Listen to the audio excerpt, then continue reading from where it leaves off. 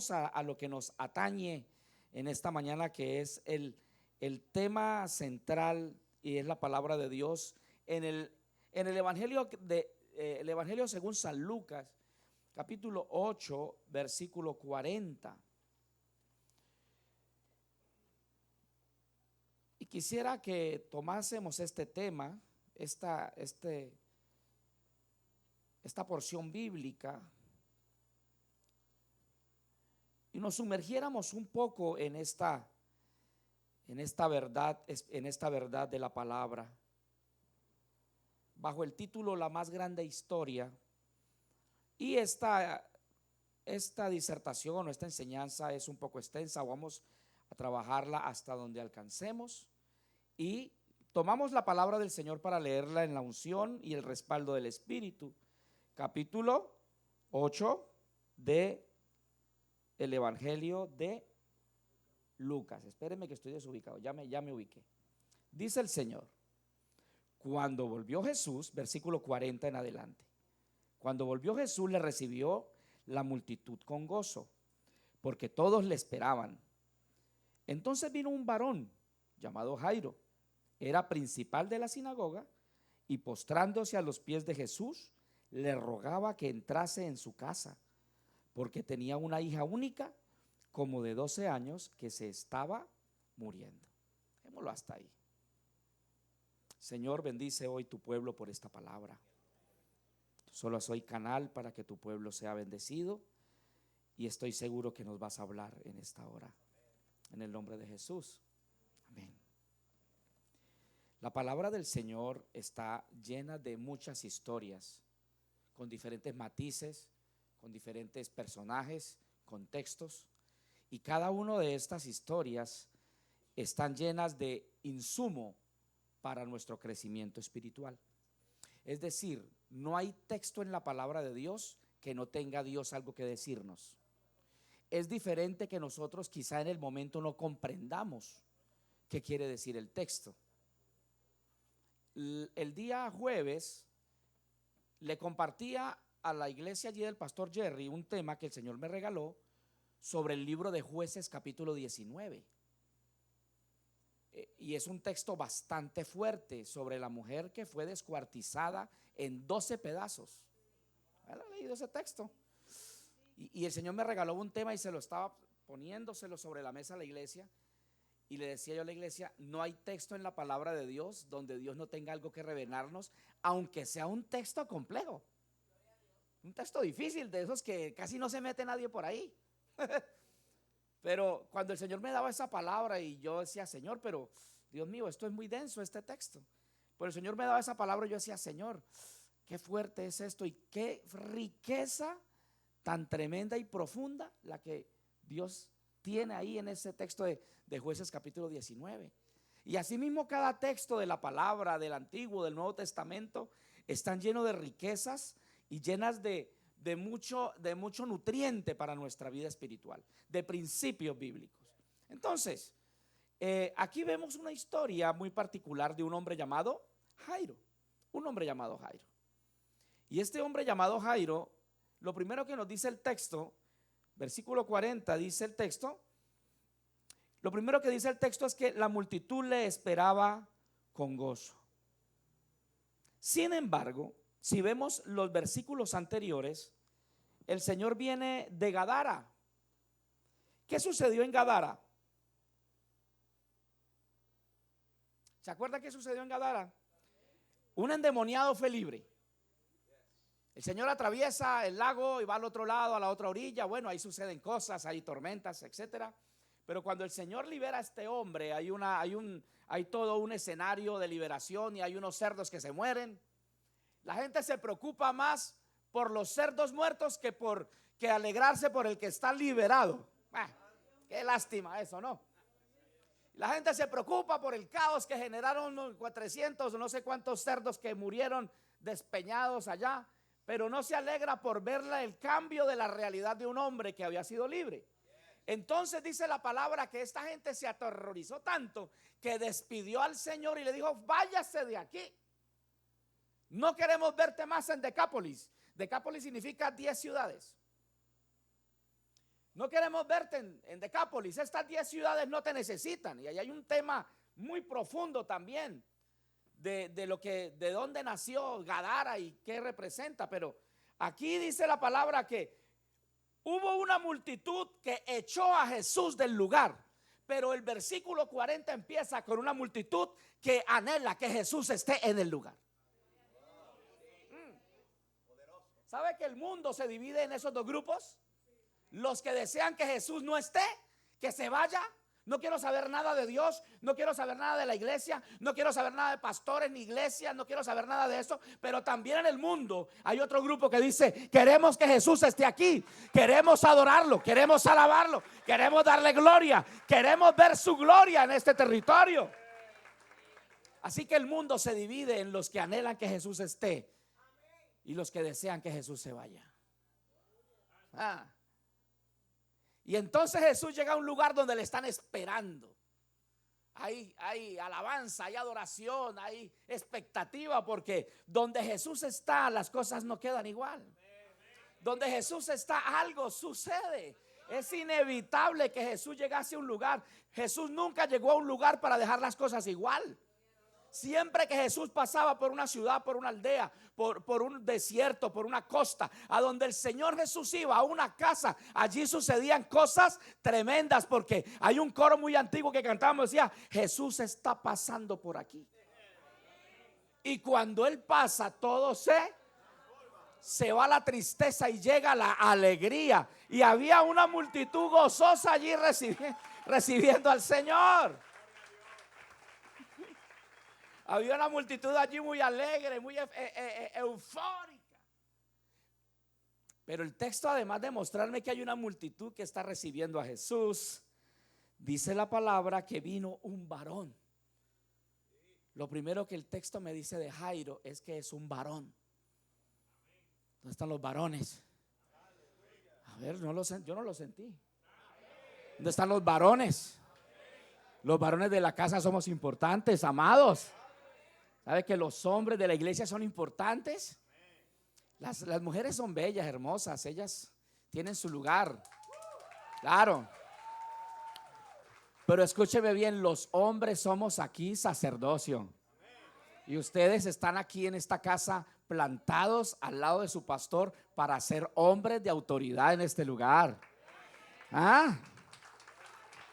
Y es tiempo de que los varones de la casa nos hagamos visibilizar, nos hagamos ver en la casa, con autoridad, siendo hombres de Dios en casa, con sacerdocio, con autoridad de la palabra, siendo testimonio.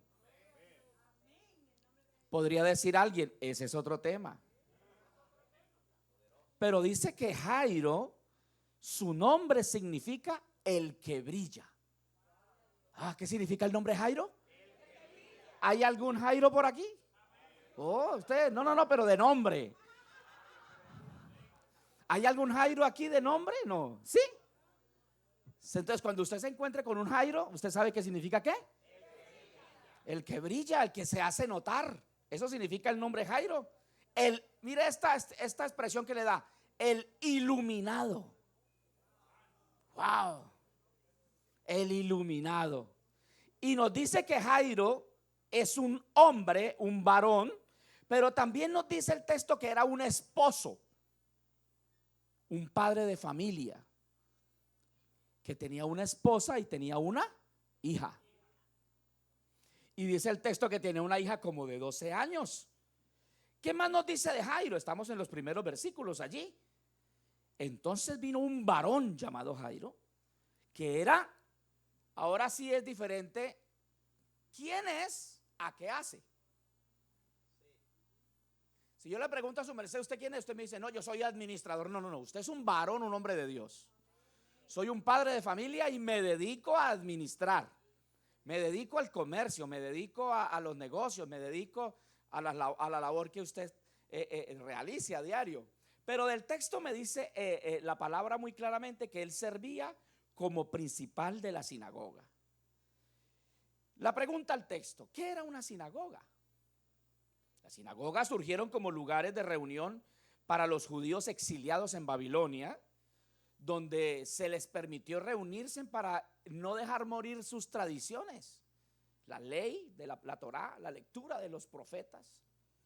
Y ellos mantuvieron viva por mucho tiempo, el tiempo de la cautividad, su espíritu religioso por medio de las sinagogas. Después de que regresaron de la cautividad, las sinagogas se convirtieron en templos, en lugares estratégicos, en los barrios y en los sectores de las ciudades y en las aldeas, para alimentar la vida religiosa y comunitaria de los judíos. Eso era una sinagoga, un pequeño templo. La otra pregunta al texto es: ¿qué hacía un principal de la sinagoga? ¿A qué se dedicaba Jairo? ¿A qué se dedicaba el iluminado? Entonces, brevemente, el principal de una sinagoga estaba a cargo de la adoración y del liderazgo primario de una sinagoga. Era un hombre de mucha confianza para su comunidad. Era el pastor de un sector de la ciudad. Era el pastor de esa comunidad en especial.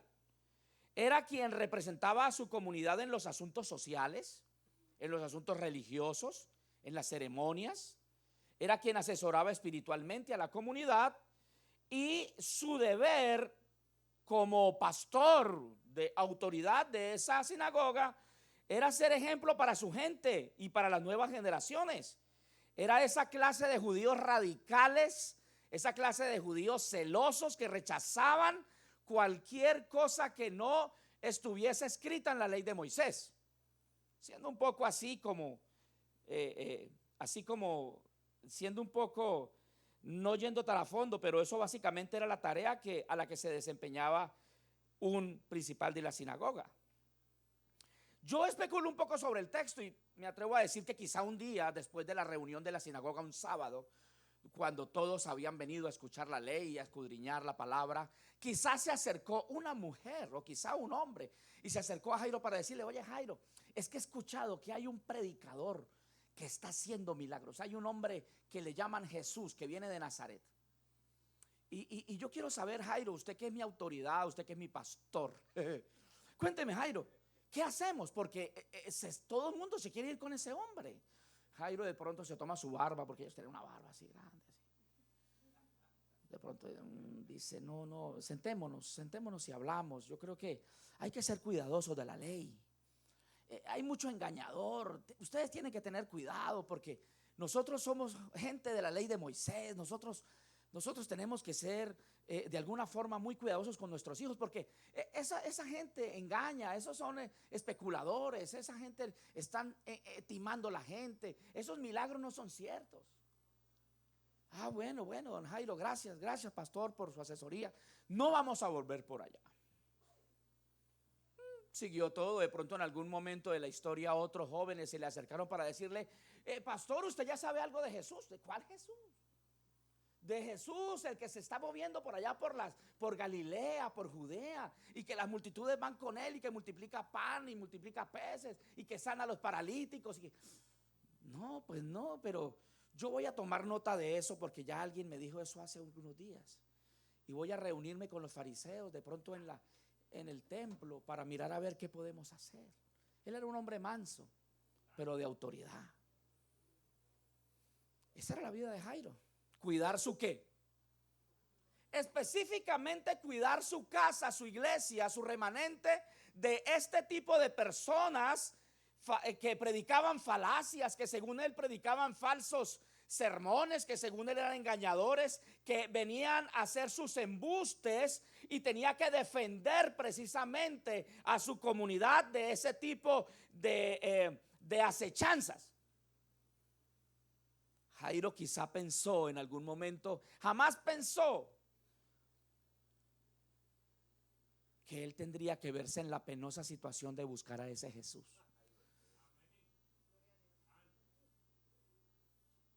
Jairo, en medio de lo que todo podría decirse que estaba bajo control, de pronto un día llegó una mala noticia a la vida de Jairo. Su hija estaba enferma. Una enfermedad llegó a su casa, una noticia no grata, y tocó lo más preciado, su propia hija. Toda su realización, su tranquilidad, ahora es trastocada por algo que se sale de su control. La vida de Jairo empieza a complicarse, se empieza a poner un poco en situación difícil. Los pensamientos van y vienen. Quizá dijo, pero bueno, llamemos a la medicina prepagada, que venga la ambulancia, los mejores especialistas, llévese en esta niña. Vamos a hacerle los mejores tratamientos, vamos a hacerle los mejores procesos médicos, vamos a ponerla en mano de los especialistas, vamos a pagar las mejores clínicas, porque esta niña no se puede morir.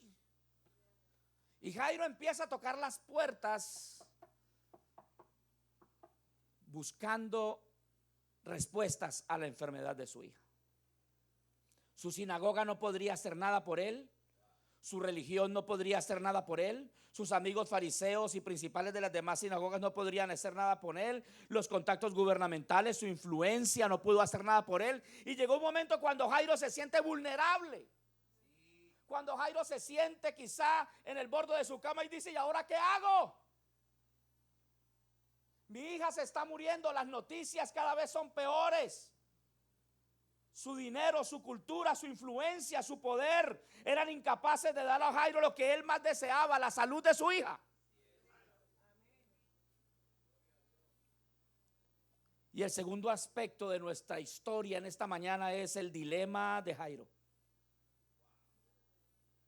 Y el dilema de Jairo es, ¿cómo yo? ¿Cómo yo, siendo principal de la sinagoga? No, yo no puedo ir allá.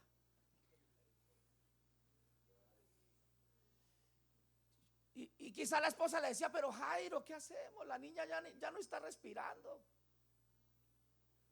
La niña se ahoga, ya no se puede ni sentar, ya toca darle la comida, ya ni puede masticar. Su color cada día está más pálido, no hay nada que hacer. Se ha hecho todo. Y Jairo empieza, se agarra su cabeza y dice, no, yo no voy a ir a donde ese hombre.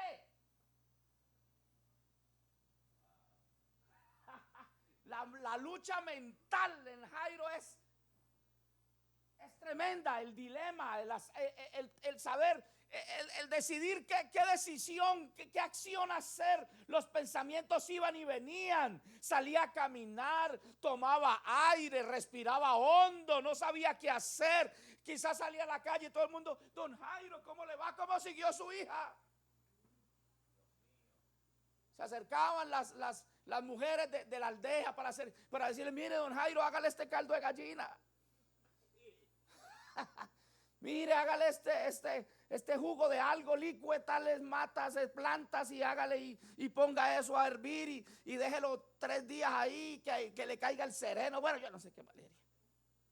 Y déle ese menjurje, ese jarabe.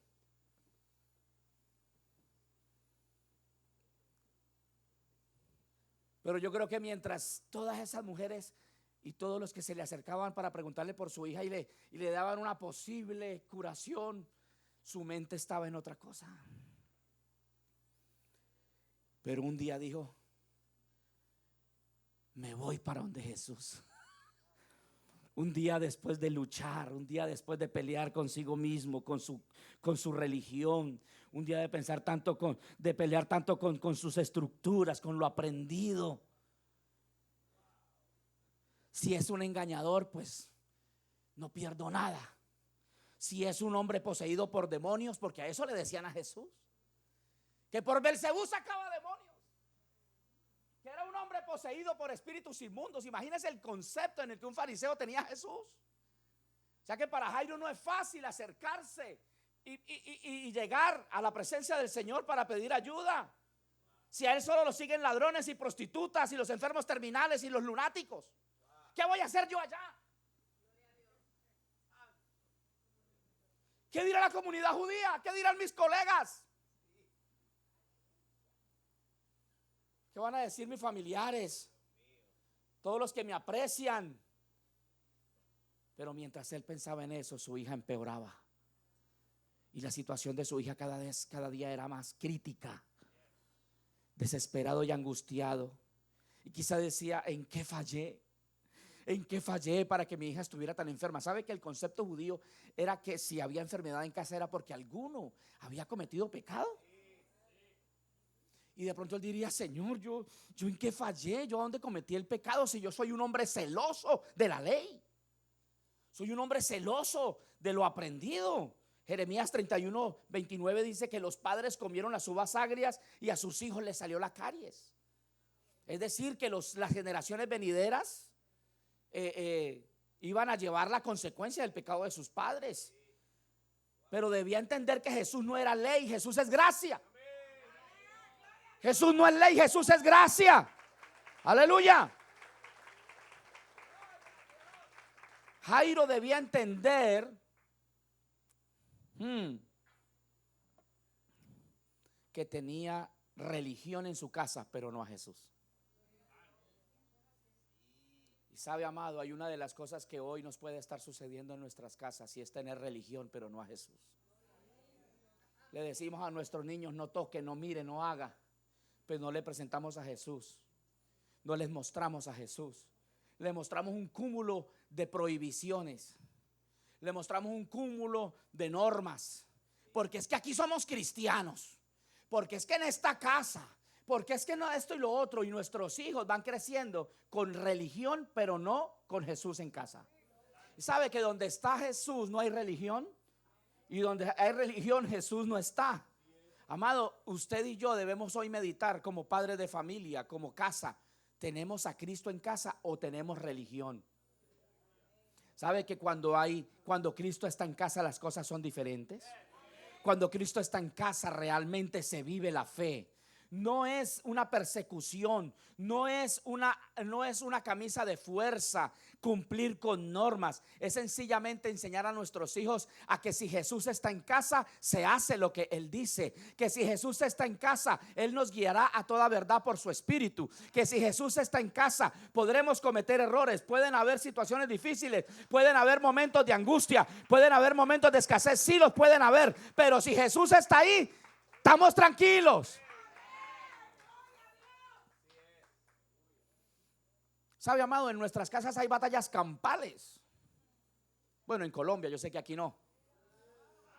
Pero muchas veces para venir a la iglesia hay que hacer batalla espiritual en la casa. Vamos para la iglesia, ¿qué va a ver? Levántese todo el mundo. Y salen a volar platos y vuelan tapas de olla y por allá el zapato y no aparece y el perro se perdió. ¿Y ahora qué hacemos? Y salimos bravos de la casa. Vamos para la iglesia.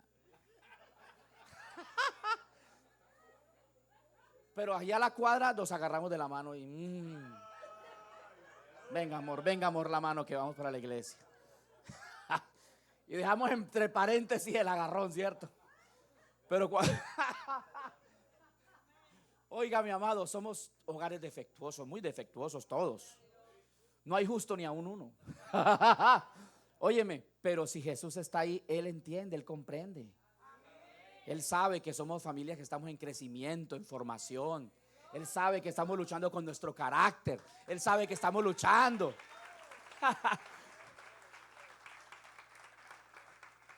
Entonces, mi amado, hay jóvenes que dicen, si ser cristiano es ser como mi mamá o como mi papá, yo no vuelvo a esa iglesia. Porque somos santos en la iglesia y demonios en la casa, hermano. Si en la casa hay maltrato, indiferencia, falta de perdón, pues ahí Jesús no está. Nosotros tenemos que propiciar un ambiente donde Jesús se quiera quedar, hermano. ¿Cierto? Esta niña de 12 años, dice 12 años, esa edad de 12 años es el coco para más de un padre. Cuando usted tiene un hijo de 10, dice, ay, ya va a llegar a los 12, me quedan 2 años. Porque por lo general a los 12 años ellos entran en unas etapas tremendas, los hijos. Se ponen complicados, hermano. Entran a la adolescencia, nada les gusta, se ponen, hermano, pero ¿sabe qué es lo que más me gusta? Que el Señor no dejó nada en su palabra al azar, todo tiene propósito, ¿cierto? Entonces, este tiempo de cambios en la hija de Jairo, cambios psicológicos, cambios físicos, necesitaban de un padre que tuviera a Jesús en su corazón. ¿Sabe que las etapas que viven nuestros hijos en la adolescencia, en la niñez, en la prejuventud, son etapas donde ellos necesitan padres que tengan a Jesús en su corazón? Entonces, ¿por qué? Porque nuestra niñez está expuesta a un sinnúmero de ambientes nocivos que afectan su espiritualidad, su temprana edad, las redes sociales. Esas redes sociales, hermano, cargadas de basura. Cargadas de basura, ya sin anestesia. Primero vedaban algunas cosas y ahora eso es explícito. Y nuestros hijos están ahí todo el tiempo y están comiendo ya. Hermano, si usted no le pone orden a esa situación. Un día yo fui allá en Colombia, esos tranquilos que eso fue en Colombia, a visitar una familia y ellas tenía como 8 ollas ahí en la estufa. Y uy, mi hermana, ¿y eso qué? ¿Un batallón? ¿Qué pasó? ¿Tanta comida? Me dijo, no, es que a mi hijo le voy a preparar esto, a mi esposo le voy a preparar esto, a mi hijo el otro de esto. En mi caso era una sola olla para todos. Y si no le gusta, se lo guardo para por la noche que le dé hambre, decía mi mamá. ¿Cierto que sí? Pero ahora no, es que al niño no le gusta la sopa, entonces le estoy haciendo salchichita con papa a la francesa.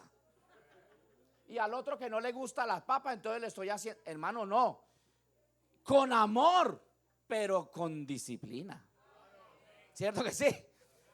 Entonces, amado, mire, hay que llevar a Cristo, pero también Cristo, el Señor Jesús fue un hombre de autoridad. Y él tenía que decir la verdad, lo decía así, de frente, pero con amor. Usted puede, como cualquier padre lo haría, que ama a sus hijos, corregirlos con amor. Y si usted va a corregir a su hijo, dígale por qué lo va a castigar. Venga, venga, a ver, o sea, no, dígale, venga, amor, sentémonos, le voy a castigar por esto y por esto. ¿Usted cree que merece el castigo? Pues sí. Entonces, bueno, alístemela. Es que ese es el otro problema, que ya no vea, ya aquí por aquí nada, hermano. Todo consejitos.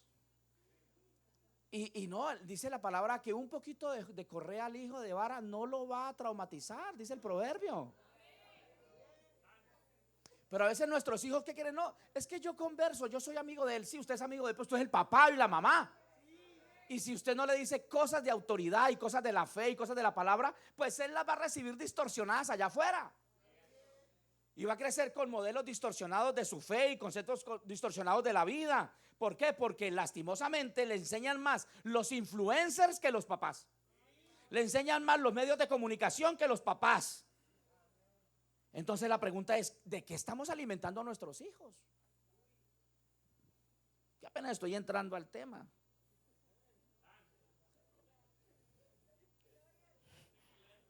No.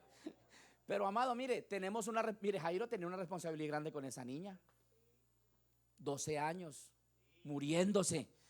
Y no pueden haber padres que tengan a sus hijos muriéndose espiritualmente y que estén tranquilos.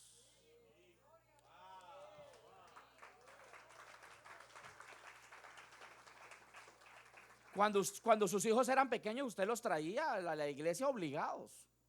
Los subía al carro y los traía y vamos para la escuela dominical. Y ellos, ay mami, vamos para la iglesia. Pero llegan a una edad donde dicen, no mamá, vaya usted. Y uno ve, ¿y cómo así que vaya usted? Entonces una hermana me dijo, pastor, un día me dijo, vaya usted. Y yo le dije, listo, yo me voy, pero me llevo el router del internet. Óyeme, se trajo el router entre el bolso. Y a los 10 minutos estaba el hijo con ella sentado al lado ahí.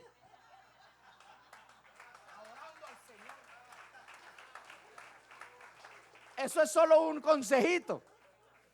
Cuando vaya a comprar el bolso a mi hermana, acuérdese que el router le debe caber en el bolso. Si voy para la iglesia, no, yo no quiero ir, mamá, me voy a quedar aquí haciendo los videojuegos. Bueno, mi amor, yo me llevo el router. Entonces cuando vuelva,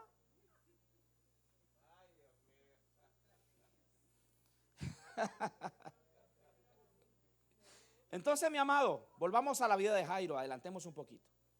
La decisión de Jairo. Entonces, hemos visto 3 aspectos. Espere a ver si los encuentro.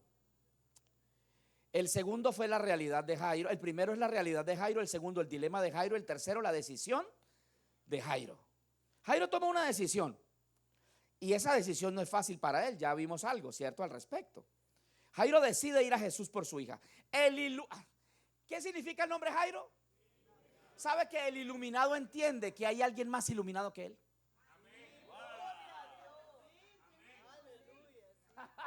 El iluminado de Jairo, que era la lumbrera de su sinagoga y que todos lo buscaban para pedirle consejo, entiende que el grado de iluminación que él posee es insuficiente para cambiar la realidad de su hija. Entonces necesita buscar a la luz del mundo. Necesita buscar a la luz del mundo. Jairo decide ir a Jesús. No fue fácil, pero lo entendió. Y era el momento de dejar a un lado el orgullo, el qué dirán, el estatus, sus tradiciones, su herencia, su formación teológica, sus títulos no servían para nada. Su única alternativa era venir a Jesús. Pero la pregunta es, ¿cómo lo hace? Porque no se trata de venir, se trata de cómo vengo a Él. Y no es llegar así, bueno, yo soy el iluminado, por favor abran campo. Dice que la multitud estaba ahí apretando a Jesús. Lo tenían así.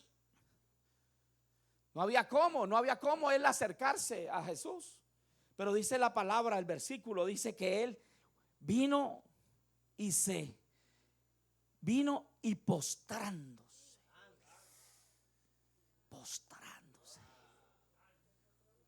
Mano, estos principales de la sinagoga, esa gente no se vestía como cualquier gente. Esa gente vestía, hermano, unos atuendos. Tenían guardaespaldas, tenía gente que los rodeaba para que la gente no los abordara así salvajemente. Ellos tenían personas a su alrededor para que los cuidaran. Y este hombre viene y se humilla. Y dice, en ese cayó postrado, significa se derrumbó. Se derrumbó. Eso viene del griego pipto. Cayó derrumbado a los pies. Porque es que no es que vengas, es como vienes lo que realmente va a hacer que Jesús te atienda prioritariamente, porque los que se postran serán escuchados. Este pobre clamó y le oyó Jehová y lo libró de todas sus angustias. ¿Sabe, amado? A todos nos derrumba algo. A todos nos derrumba un problema, una situación financiera, un tema familiar, un tema personal. El tema no es derrumbarnos por lo que pasa. El tema es derrumbarnos en el lugar correcto.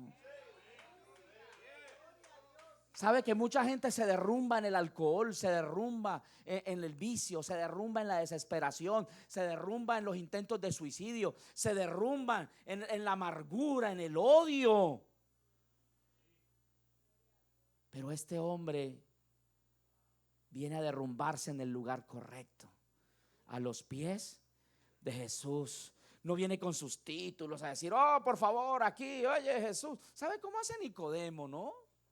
Nicodemo viene de noche para que nadie lo mire, para no hacer el oso. El oso se dice para no hacer el ridículo, de que lo vean sus colegas, los maestros de la ley. Y se acerca a Jesús de noche y dice, maestro, haga de cuenta que yo no estoy aquí. Sabemos que usted vino como maestro, pero porque es que nadie puede hacer las cosas que usted hace si Dios no está con él. Pero entonces, ¿yo cómo puedo hacer para nacer, para ver el reino de Dios del que usted habla? Y el Señor le dice, de cierto te digo que si no naces, como dice el texto, si tú no naces de nuevo, de agua y del Espíritu, no puedes ver el reino de Dios. ¿Cómo así? ¿Cómo así? Yo no lo entiendo. Hábleme clarito. ¿Cómo que yo, tan viejo que estoy, puedo entrar entre mi mamá otra vez y nacer? Y yo le dice, oye, hermano, usted siendo maestro de la ley, usted no va a entender eso. Y eso que le estoy hablando lo elemental, mi viejo, yo no me estoy complicando. ¿Cómo sería si yo te explicara las cosas densas del reino? Papi, estás crudo. Estás crudo, Nico.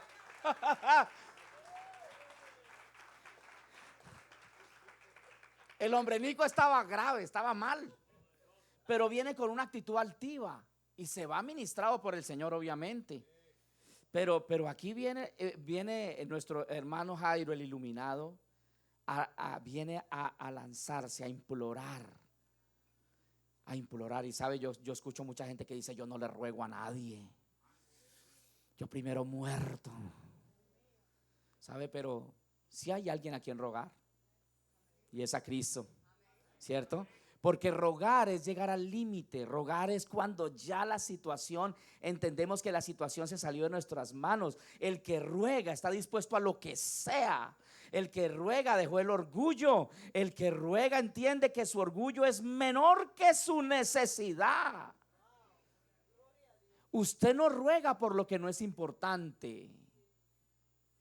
Y cierro con esto, amado. Dios necesita que hoy roguemos por nuestra familia. Dios necesita que nos derrumbemos a sus pies por su familia. Que usted pueda decir: Señor, yo entiendo que la necesidad en mi casa es tremenda, mis hijos, Señor, mi parentela, mi familia extendida necesita de ti, Señor, pero yo no puedo venir a ti de cualquier forma. Yo tengo que entender que la única manera de yo ver un cambio, una renovación, que vea una transición espiritual en mi casa, es viniendo a tus pies y postrándome, es viniendo a tus pies con ruego, con súplica, porque aquel que suplica y aquel que se postra en el lugar correcto recibirá la respuesta de Dios, recibirá la vida de Dios. Y donde hay muerte, donde hay desesperanza, se abrirá la ventana de los cielos para que las cosas poderosas de Dios puedan fluir en medio del ambiente donde el enemigo se ha querido enseñorear. Sabe que todos sabemos que nuestra familia es importante, pero no rogamos lo suficiente por ella. Me acuerdo que hace unos años mi esposa, guiada por el Espíritu Santo, hizo un ayuno de padres. Un ayuno de padres, para que tomen nota ahí los del Ministerio de Familia. Un ayuno de padres por sus hijos. Porque mire que empezaron a llegar: pastora, mi hijo, ayúdeme con mi hijo que está rebelde. Y después a los días otro, pastora, mire, ayúdeme a orar por mi hijo. Entonces pues dijo: vamos a hacer un ayuno de padres, para que los papás vengan a orar por sus hijos. Y se hizo la convocatoria y no llegó ninguno.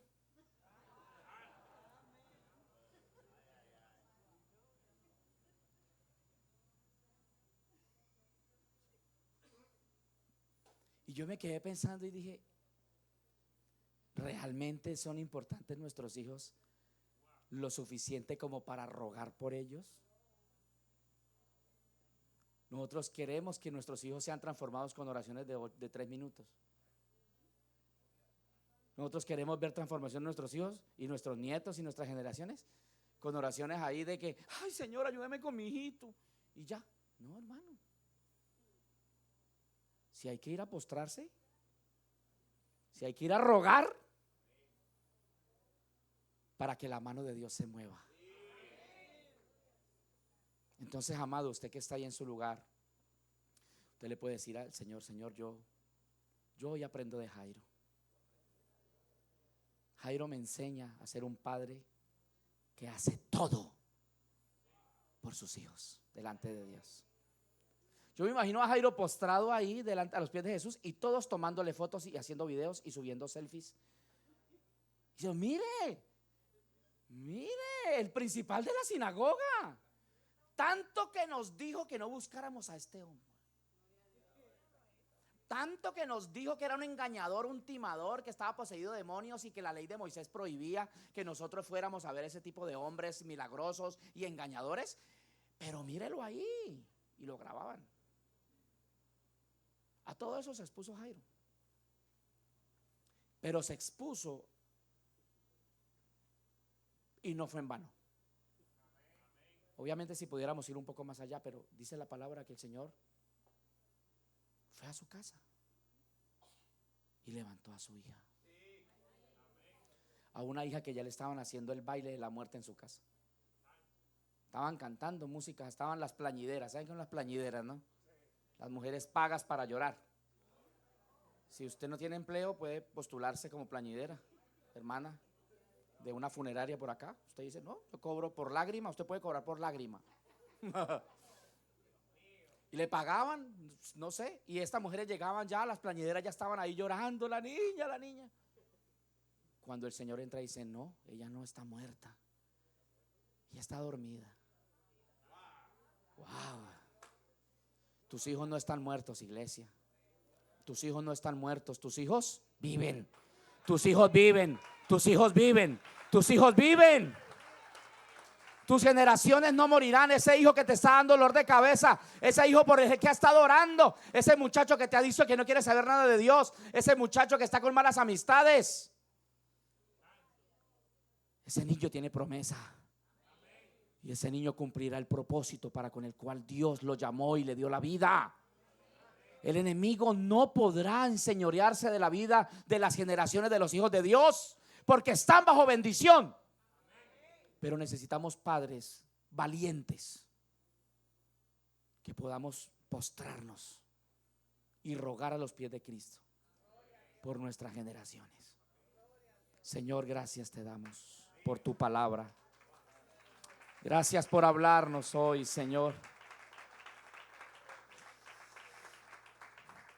Papito que está aquí, mamita que está aquí, de pronto usted dice, Señor, yo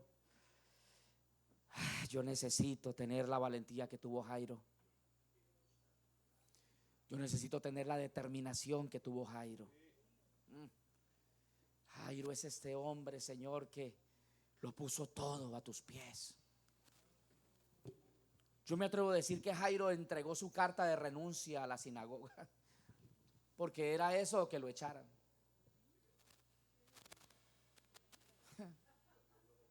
Entregó sus credenciales de autoridad y sus atuendos fariseicos y todo eso.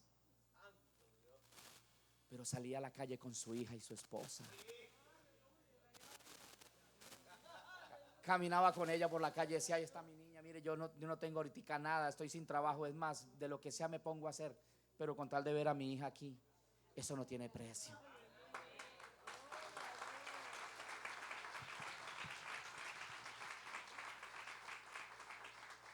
Sabe, amado, ver a tu hijo sirviéndole al Señor, ver a tu hijo predicando, sirviendo en la casa, siendo maestro de niños, sirviendo en el templo, siendo un salmista, un adorador. Sabe, amado, eso no tiene precio.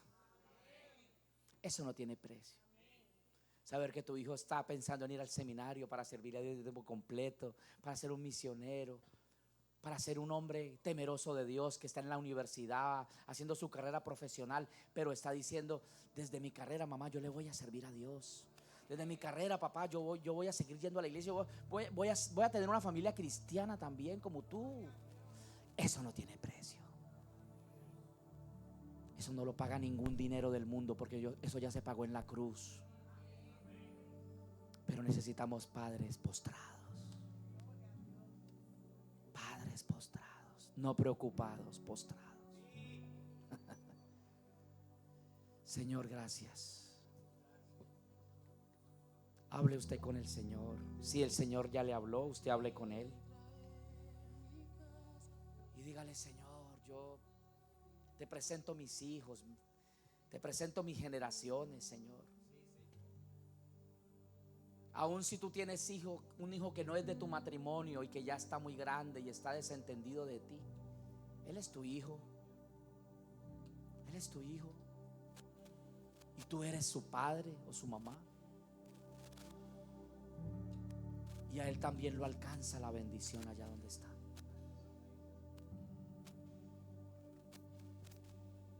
Señor, nuestras generaciones te necesitan. Padres que se postran. Padres que ponen todo sobre la mesa. Que sacrifican todo por ellos para que no mueran.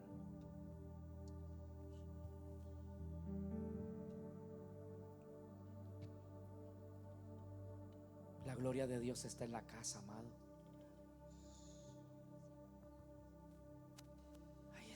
Espíritu Santo ministrando cada vida. Tú estás ministrando los corazones de tus hijos, de tus hijas. Mira la oración que hay mamás que han levantado oraciones aún de madrugada por sus hijos. Hay mujeres aquí que han dicho: Señor, ¿qué hago? Mi hijo, mi hija. Pero el Señor te dice: solo póstrate, solo ruega, porque la oración del justo puede mucho, dice la palabra. La oración del justo puede mucho. Y hoy bendigo a los padres, los varones, los hombres de Dios. No se desentiendan de la espiritualidad de sus hijos. Sean ejemplo para ellos. Ámenlos, abrácenlos. Es posible que su hijo